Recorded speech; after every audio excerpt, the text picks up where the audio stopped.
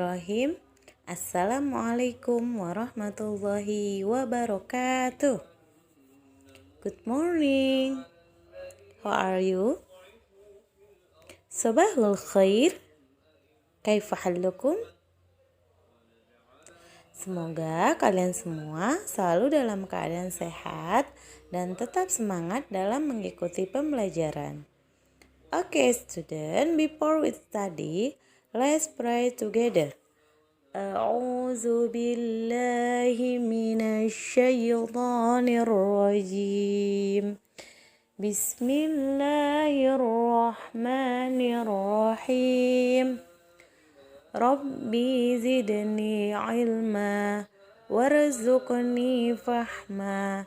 Ya Allah, tambahkanlah ilmuku dan tingkatkanlah kecerdasanku. Amin, amin ya rabbal alamin. Oke, anak-anak hebat, kali ini kita akan membahas tentang makna sholat. Tujuan mempelajari materi ini adalah pertama, agar mengetahui pengertian dan tata cara sholat yang baik dan benar. Yang kedua, agar mengetahui hikmah ibadah sholat. Sebagaimana dalam Quran surat Al-Baqarah ayat 45 yang bunyinya A'udzu billahi minasy syaithanir rajim. Bismillahirrahmanirrahim. Wasta'inu bis-sabri was-salah. Wa innaha lakabiratun illa 'alal khashi'in. Jadikanlah sabar dan sholat sebagai penolongmu, dan sesungguhnya yang demikian itu sungguh berat, kecuali bagi orang-orang yang khusyuk. Dan sangat yakin kita semua, anak-anak hebat semua termasuk golongan orang-orang yang khusyuk. Nah, tahukah kalian gambar apa ini? Oke, betul. Gambar yang menunjukkan orang sedang melakukan ibadah sholat. Mari kita bahas satu persatu gambar berikut ini.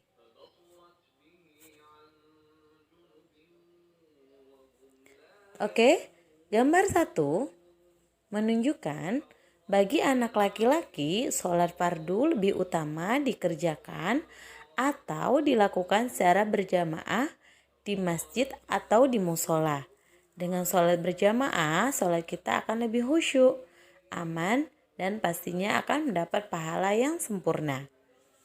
Yang gambar kedua itu menunjukkan seorang perempuan lebih utama melakukan sholat di rumah. Rasulullah Shallallahu Alaihi Wasallam bersabda, sebaik-baik masjid bagi para wanita adalah di bagian dalam rumahnya. Nah, tapi hal ini tidak tidak melarang atau tidak menjadi penghalang untuk anak-anak putri atau anak-anak wanita untuk melakukan sholat di masjid atau di musala. Oke, yang gambar ketiga itu menunjukkan jika kita tidak bisa melakukan sholat berjamaah di masjid, maka kita bisa melakukan bersama keluarga di rumah, apalagi di saat pandemi COVID seperti ini. Baiklah anak-anak hebat semuanya. Nah, tahukah kamu mengapa kita diwajibkan untuk sholat 5 waktu sehari semalam? Iya, betul. Karena sholat mempunyai kedudukan yang sangat penting dalam Islam. Hal ini digambarkan oleh Rasulullah Shallallahu Alaihi Wasallam dalam hadisnya yang artinya sholat itu tiang agama. Barang siapa yang menegakkan sholat, ia telah menegakkan agama.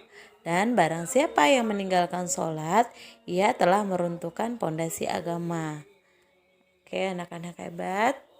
Berikutnya pengertian daripada sholat. Apa sih sholat itu? Sholat menurut bahasa berarti mengagungkan Allah Subhanahu wa Ta'ala. Sholat juga diartikan dengan doa agar mendapatkan kebaikan. Adapun menurut syariah, sholat itu adalah ibadah yang terdiri atas ucapan-ucapan dan perbuatan-perbuatan tertentu yang dimulai dengan mengangkat tangan, membaca takbiratul ihram, dan diakhiri dengan salam, dengan syarat-syarat dan ketentuan tertentu. Oke, anak-anak hebat, kapan diwajibkannya sholat 5 waktu? Nah, sholat 5 waktu mulai diwajibkan pada malam Isra Mi'raj Nabi Muhammad Sallallahu Alaihi Wasallam, yaitu pada tahun ketiga sebelum Nabi Muhammad Sallallahu Alaihi Wasallam hijrah ke Madinah. Nah, ingat seperti yang Miss bilang tadi, bagi anak laki-laki, sholat fardu lebih utama dilakukan secara berjamaah di masjid atau di musola. Karena dengan sholat berjamaah, kita akan mendapatkan pahala yang sempurna. Nah, sesuai dengan sabda Nabi Muhammad SAW, sholat jamaah lebih utama daripada sholat sendirian dengan 27 derajat. Hadis riwayat Bukhari dan Muslim. Sholat kita dipandang sah dan sempurna manakala dilakukan dengan memenuhi syarat-syarat rukun-rukun dan sunnah sholat. Untuk syarat-syarat rukun dan sunnah sholat pernah kita bahas di pembahasan sebelumnya. Nah, sholat kita dikatakan sah apabila memenuhi syarat sebagai berikut. Yang pertama, mengetahui telah masuk waktu sholat. Yang kedua, suci badan, pakaian, dan tempat sholat. Kemudian suci dari hadas besar dan hadas kecil, menutup aurat, dan yang terakhir adalah menghadap kiblat. Oke, anak-anak hebat semuanya. Di sini ada beberapa hikmah ibadah sholat. Yang pertama, menjauhkan kita dari perbuatan keji dan mungkar. Yang kedua, membersihkan jiwa kita dari sifat-sifat buruk yang merusak kehidupan manusia. Berikutnya, memperbarui, memelihara, serta meningkatkan kesadaran jiwa kita.